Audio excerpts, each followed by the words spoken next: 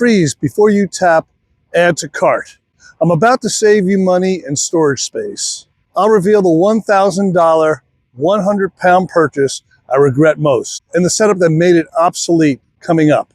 I've got a basement bay full of must-haves I barely used. If that sounds familiar, you're not alone. So let's jump right in. That big outdoor rug looks great online. In real life, it soaks up water, traps dirt, and mildews if you roll it up damp. I wrestled with mine for a year. I replaced it with a lighter, breathable mat that drains fast, cleans easier, and takes up half the space. RV toilet paper. I've been RVing for decades and never had a problem with regular grocery store TP. The RV label is marketing. Save your money. Signal boosters helped a little bit years ago with phone calls, but for reliable internet, a proper router with an external antenna or Starlink actually works best and doesn't quit when the wind picks up. I fell for all kinds of vintage style dishes and new dishes and unbreakable dishes and stuff. They looked amazing until I couldn't microwave leftovers and ended up hand washing everything. So I switched to Corelle. Light, microwave safe, tough, and yes, paper plates on lazy days. Instapot. Incredible at home. In the RV, it ate up space. Pulled a lot of power, and it turned summer cooking into a sauna. I went back to a classic stovetop pressure cooker that works on propane or my induction burner. Same results, more flexible, less bulk. Rope lights looked amazing in the brochure online. In practice, they tangled, took forever to set up, and didn't love the weather.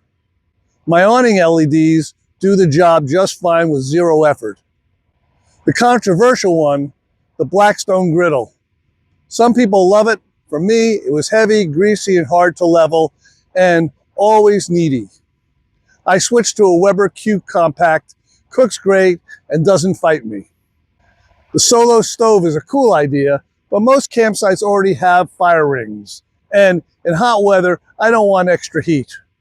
During the burn bans, a small propane fire pit packs smaller and works wherever I camp. Electronic RV lock felt like an upgrade, but then buttons wore off, batteries died every few months, and it didn't do anything a key couldn't. Also, I've got a dog inside and no one's getting in. Simplicity wins. Those yellow plastic wheel chucks cracked, slipped, and struggled on slopes. Heavy rubber chocks plus a couple of 4x4 blocks, way more stable, and they actually grip. I tried a stovetop cover for counter space. Clever on paper. In practice, it's one more thing to move and store. A fold flat cutting board gives me the same prep room and lives in a drawer. Wall-mounted pockets for keys and sunglasses. After a few bumpy travel days, they were hanging on by a thread. Over-the-door organizers pop off for travel and go back when I park. Camping rocking chair looked relaxing. It ate up storage and I used it twice. Basic folding chairs with a small side table do the job without the bulk. Fridge bars promised tidy shelves, but they fell, blocked space, and they rattled. Dollar store bins keep the food in place and make loading easier. A portable ice maker sounds luxurious until it hogs the counter space, slurps power, and drones like a tiny jet. I ditched it after one trip and never missed it. Ice trays for the win. Here's the one I teased at the beginning. I bought a portable generator, a Honda, almost $1,000 and over 100 pounds. I used it twice.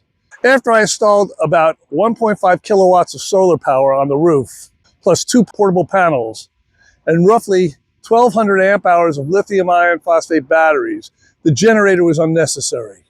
For how I camp, lots of boondocking, solar plus lithium was quieter and less hassle, and actually met my needs. If you size your system for how you travel, you might skip a generator entirely. That's the real shift. Plan power first, figure how you camp, how much you draw, and what you can generate.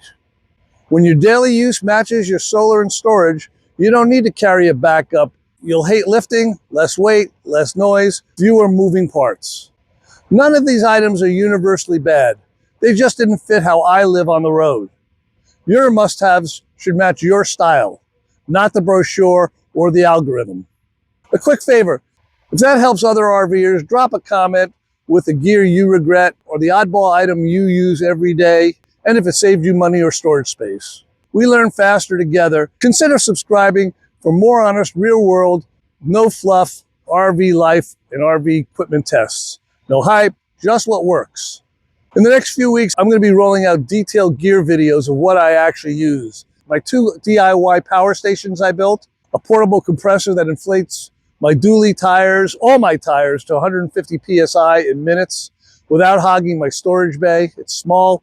My smart fan, my composting toilet, my different inverters, my DC to DC charging system, my various MMPT controllers with real numbers and field use, not brochure talk. Anyway, I'm up here at the beach. I want you all to enjoy the road and give that next must-have one more night in your cart.